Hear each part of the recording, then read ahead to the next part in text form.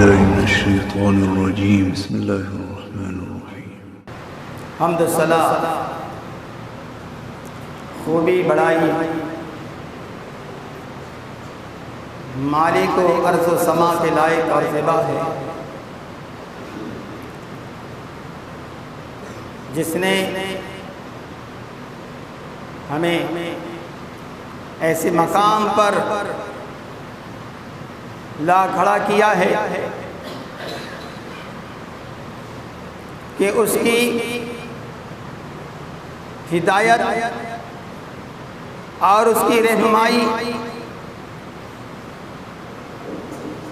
اور اس کی نازل کردہ کتاب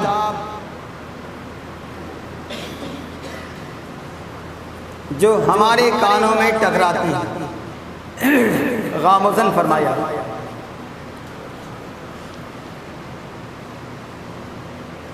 ہمارے نصیب اور ہمارے نصیبہ کا بھی کیا کہنا کہ ہمارے نصیب ایسے ہیں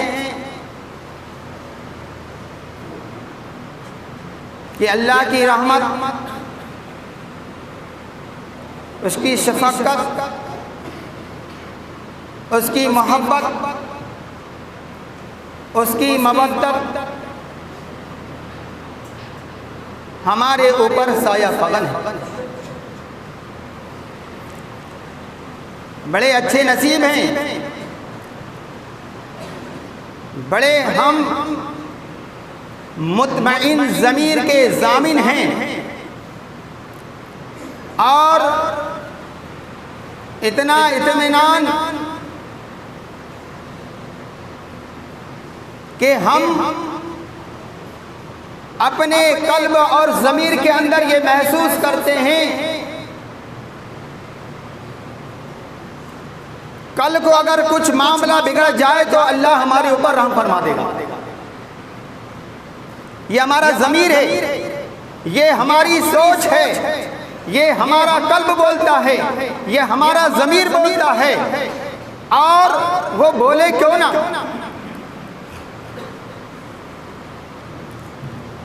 ان پر خطر اور ان پر بہار نتائج جو روزانہ رونما ہوتے ہیں، روز سنتے ہیں، سماعت فرماتے ہیں، اور سننے کی صلاحیت کیوں نہ ہو، ہوا منشورہ اس کو ہوا میں اڑا دیتے ہیں۔ کیوں سوچنا؟ اور وہ سوچ کیوں نہ ہو، ہمارا دل یہ کیوں نہ سوچے اور وہ سوچتا ہی رہے یا نہ سوچے، تب بھی ہم اپنے آپ کو یہ فوقیت جتاتے ہیں کہ ہمارا کوئی کچھ بگاڑنے والا نہیں ہے۔ تمہارے جیسے سورما، ہمارے جیسے سورما، ہم سے زیادہ طاقتور، ہم سے زیادہ توانا، ہم سے زیادہ قوت والے، ہم سے زیادہ طاقت والے، ہم سے زیادہ مال والے، ہم سے زیادہ عزت اور شہرت والے وہ بچے نہیں۔ کس لیے نہیں بچے؟ کیوں نہیں بچے؟ ان کو بچایا کیوں نہیں گیا؟ وہ کیوں نہیں بچ پائے؟ اور وہ کیسے بچ پاتے؟ اور بچ کر نکل کیسے جاتے؟ ہرگز ہو ہی نہیں سکتا، رب کا فیصلہ ہے، وہ بچ ہی نہیں سکتے۔ یہ ہمارا کام، یہ ہم سرخیوں میں ان نتائج کا روزانہ محاسبہ کیا جاتا ہے، دیکھا جاتا ہے، اور سنا بھی جاتا ہے، اور پڑھا بھی جاتا ہے کہ آج اللہ نے فلاں جگہ ایسے کر دیا، آج اللہ تبارک و تعالیٰ نے فلاں ملک میں ایسا کر دیا۔ کسی کو اللہ نے سونامی لہروں سے مٹایا، کسی کو اللہ نے بھوچول سے مٹایا، کسی کو اللہ نے پتھروں سے مٹایا، کسی کو اللہ نے زمین دوز کر کے مٹایا، اس کا انتظار ہم بھی کر رہے ہیں۔ یہی ہماری سوچ ہے، اس کا انتظار ہم بھی کر رہے ہیں، یہ ہماری سوچ ہے۔ سن لو نوجوانوں، میرے نوجوانوں سے خطاب، یہ بیچارے بڈھے اب تو کوئی کام کے رہے نہیں، سی منہ چلانے کے باقی رہے اور کام کے کچھ نہیں، اللہ اللہ بھی نہیں کرتے۔ اللہ خیر کرے ان کے حال میں۔ پہلے نہیں کرے تو اب کیا کریں گے، اب تو بڑھاپا ہی آ گیا۔ جب پہلے قبول ہوتی، پہلے قبولیت کو ہو جاتی، تب کرنے کا موقع تھا۔ وہی حرکت ہم نے اختیار کیا ہے نوجوانوں، وہی حرکت ہم نے اختیار کیا ہے، ہمارے سیانوں نے کیا، ہم کر رہے ہیں۔ اللہ تبارک و تعالیٰ کے اس نافرمانی کے تعلق سے جو بچ جائے گا بچا لیا جائے گا، اور جو نہیں بچے گا اس کو نہیں بچا پایا جائے گا۔ کوئی نہیں بچا سکتا، اور وہ بچ کیسے پائے گا؟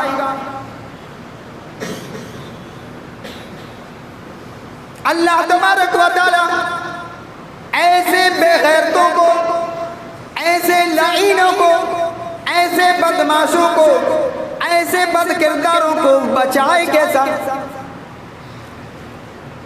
اللہ نبیوں کے ذریعے سے، اللہ نبی کے وارثوں کے ذریعے سے، اور اب ان کے وارثوں کے ذریعے سے سمجھایا جا رہا ہے کہ بچو، یہ فلاں گناہ ایسا ہے، یہ فلاں کام برا ہے، یہ فلاں کام برا ہے، یہ ایسا برا ہے، ویسا برا ہے۔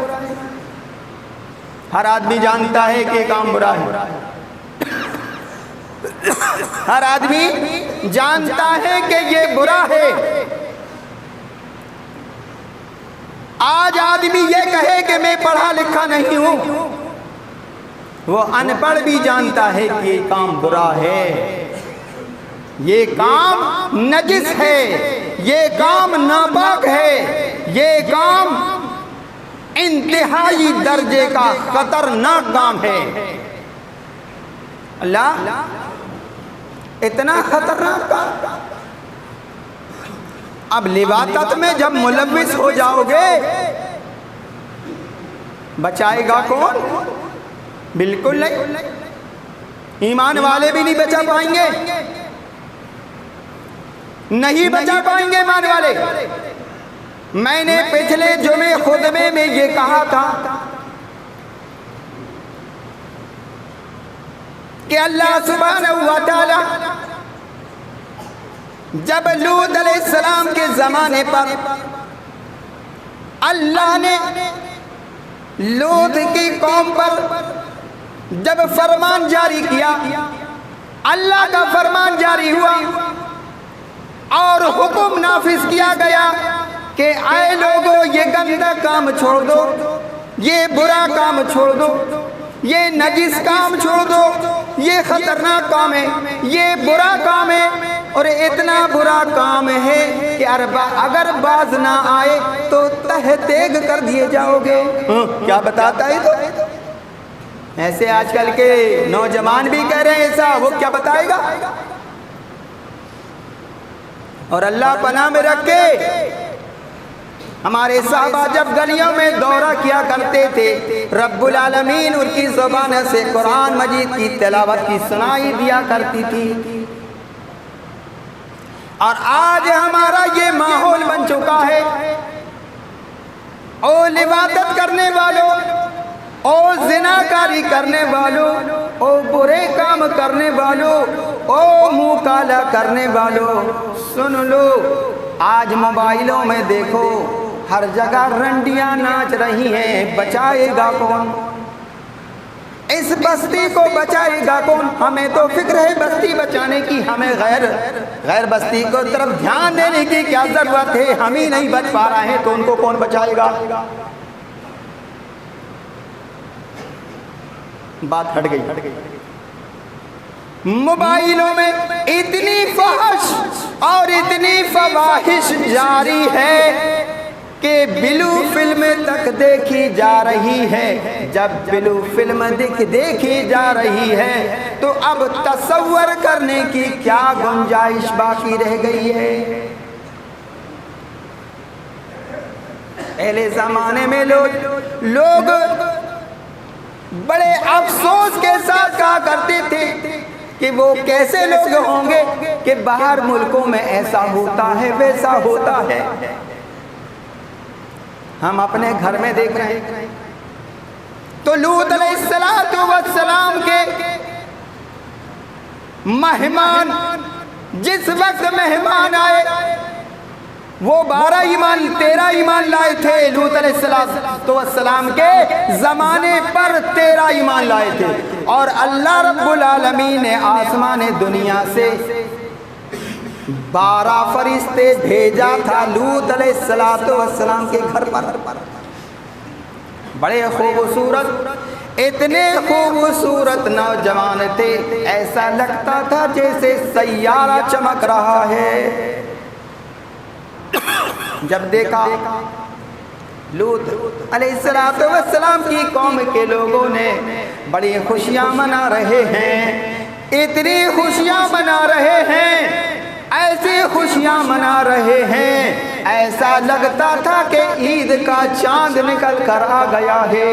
صبح عید منانی ہے، صبح عید منانی ہے، ایسا خوش ہو رہے ہیں، ایسے خوش ہو رہے ہیں کہ صبح ہی مزہ آ جائے گا۔ آئے لوط علیہ السلام کے قریب آئے، کہتے ہیں آئے لوط، ان لڑکوں کو ہمیں دے دیجئے۔ لوط علیہ السلام نے کہا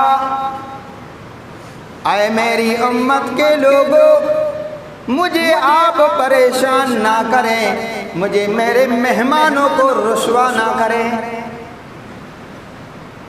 نہ کریں، بالکل نہ کریں، بالکل نہ کریں۔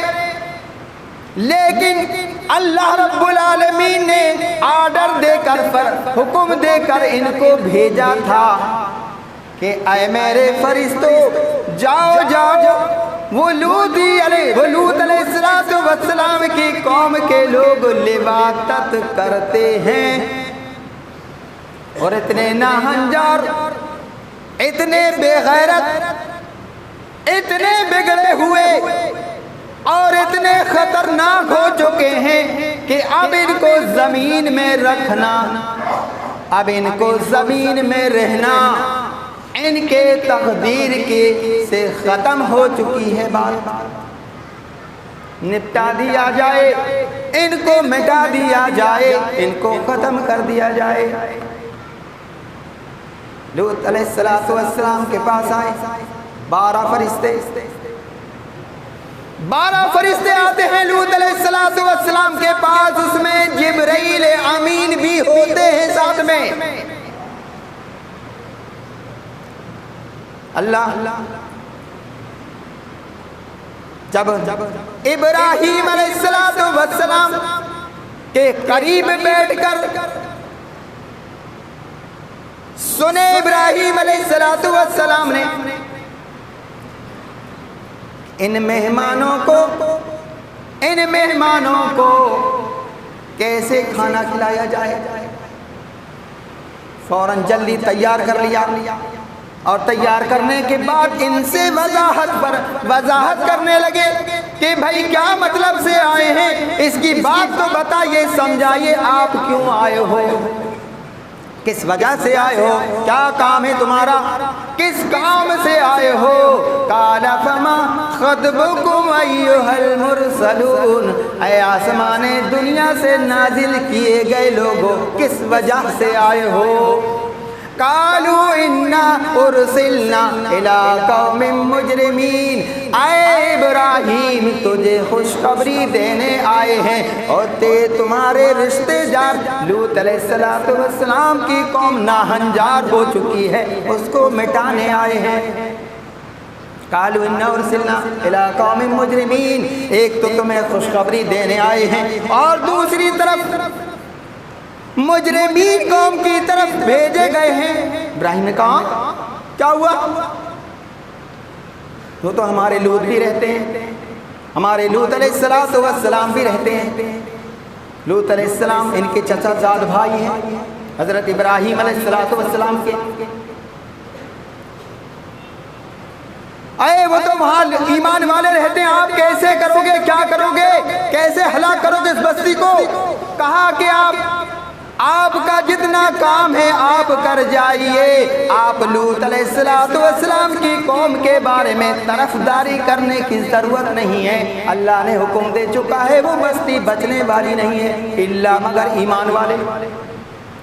الا علی لوط انا لمنجوہم اجمعین، لوط علیہ السلام کے علاوہ ساری قوم کو تباہ تیک کر دیا جائے گا، ساری قوم کو نیست نابود کر دیا جائے گا۔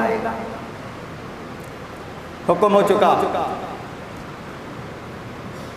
کہ اللہ تبارک و تعالی نے حکم دے دیا کہ اے لوط علیہ السلام اپنے ہمراہ ایمان والوں کو ساتھ لے کر چلے جائیے۔ الا امرأتہ قدرناہا من الغابرین، اپنی عورت کو یہیں چھوڑ کر چلے جانا، یہ بھی کم بڑی کم وقت نہیں تمہاری عورت۔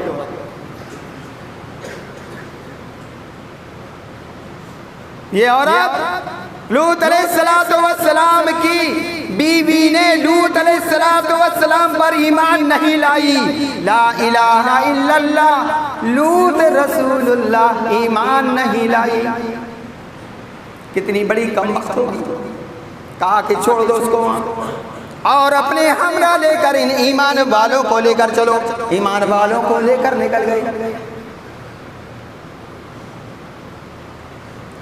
گئے ایمان والوں کو لے کر۔ اب کہا کہ وَلَا يَلْتَفِتْ مِنْكُمْ حَيْثُ تُؤْمَرُونَ، ادھر پلٹ کر بھی مت دیکھنا، جیسے تم کو حکم دیا جا رہا ہے ویسے ہی کر جائیے، پلٹ کر مت دیکھنا۔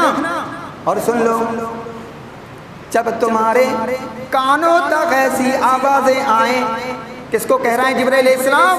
اگر تمہارے کانوں تک ایسی آواز آئے تو گھبرانا مت، ڈرنا مت، بالکل گھبرانے کی ضرورت نہیں۔ لیکن جب یہ آواز آئے تو پلٹ کر مت دیکھنا، چلتے ہی رہنا، بس اسے نکال دیا۔ تو اللہ سبحانہ و تعالی اپنے کلام پاک میں کیا فرماتا ہے؟ فَأَسْرِ بِأَهْلِكَ، چلے جائیے اپنے اہل کو لے کر، بِقِطْعٍ مِّنَ اللَّيْلِ، رات کے کچھ حصے سے اندر، مغرب کے بعد سے عشاء کے درمیان یا عشاء کے بعد یا 10 کی رات یا 12 کے اندر، اس میں اس کی حقیقت کو پیش نہیں کیا گیا، لیکن کیا کہہ رہا ہے اللہ سبحانہ وتعالی؟ بِقِطْعٍ مِّنَ اللَّيْلِ، رات کے کچھ حصہ ہو جانے دیجیے اور آپ یہاں سے نکل جائیے گا، تاکہ یہ مکار جتنے بھی ہیں وہ آپ کا پیچھا نہ کر سکیں، تاکہ یہ مکار آپ کا پیچھا نہ کر سکیں۔ اللہ سبحانہ و تعالی نے ان کو نکلایا۔ جبرائیل علیہ السلام نے کہا آپ چلے جائیے۔ اب یہاں بات خاص پر پہنچی، یہ لوط علیہ السلام کی قوم کے لوگ لواطت کرنے کے لیے صبح کا انتظار کر رہے تھے کہ بڑے خوشیاں منا رہے تھے، عید منا رہے تھے اور اتنے اچھل کود رہے تھے کہ خود ان کے اپنے آپ کو ہوش نہ تھا، برہانہ ہو یعنی ننگے ہو جایا کرتے تھے اور مردوں سے لواطت کیا کرتے تھے۔ لوط علیہ السلام صبح نکلا، وہ نکل گئے، اللہ نے ان کو بچا لیا۔ جبرائیل علیہ السلام نے ایسے زور کی آواز نکالی، ایسے زور کی آواز نکالی یعنی چنگھاڑنے کی آواز آئی، اتنی بھیانک آواز آئی کہ ان کے کان کے پردے پاش ہو گئے، پھٹ گئے۔ اب اللہ نے فرمایا اب ان کی بستی کو اوپر اٹھا لو، اب ان کی بستی کو اوپر اٹھا لو، سافلها وامطرنا عليهم حجارة من سجيل، عالیہا سافلها اوپر اٹھائی گئی، سافلها پلٹ دی گئی، وامطرنا علیہم ان کے اوپر حجارتم من سجیل، اللہ نے وہ کنکری اور وہ پتھر برسائے کے تہتے کر دیا گیا، بھوسا بنا دیا گیا، اسی کا انتظار ہم بھی کر رہے ہیں۔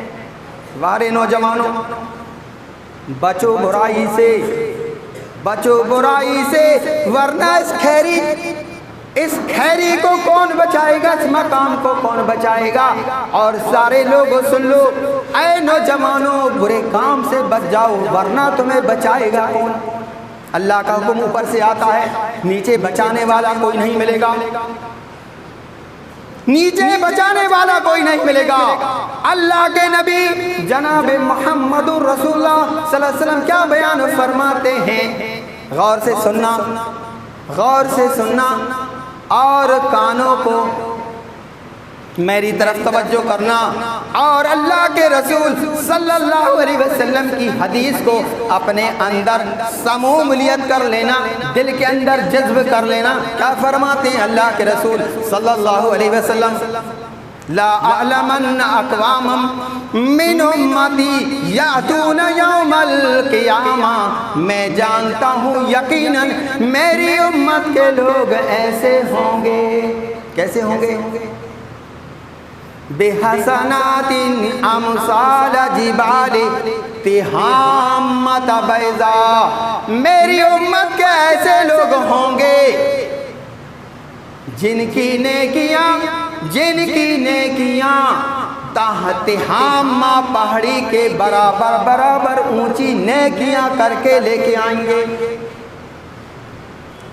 تہامہ پہاڑی، اور اتنی روشن ہوگی وہ پہاڑی، اتنی روشن ہوگی وہ پہاڑی کہ چمک رہی ہوگی، ایسی چمکدار روشن پہاڑی کہ برابر ایمان والے ایمان لے کر آئیں گے۔ تہامۃ بیضاء ویجعل اللہ عز وجل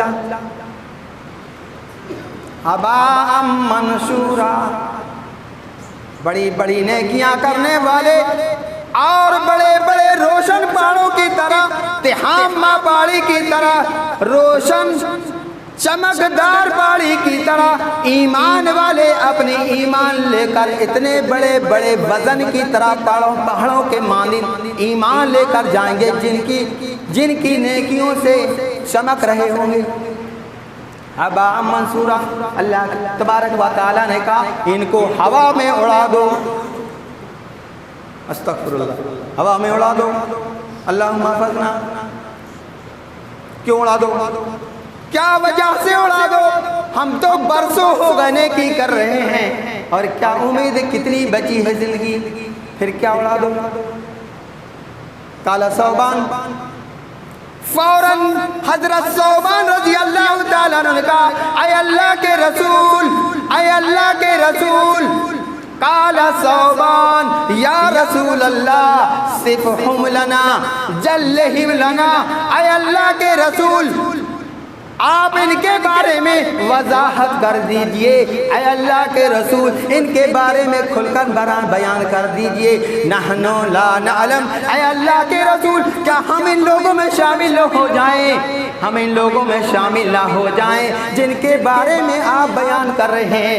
نحن نعلم اما انہم، اللہ کے رسول نے کہا اما انہم، ثوبان نے کہا وہ کون لوگ ہوں گے اللہ کے رسول، اور ہماری گنتی، ہماری فہرست ان لوگوں میں شمار نہ کیا جائے، یعنی ہماری گنتی ان میں نہ تو نہ ہو جائے، جس کی وجہ سے اللہ کے رسول کو حضرت ثوبان نے کہا اے اللہ کے رسول ان کی وضاحت کر دیجئے، کھل کر بیان کر دیجئے تاکہ ہم لوگ بھی بچ جائیں۔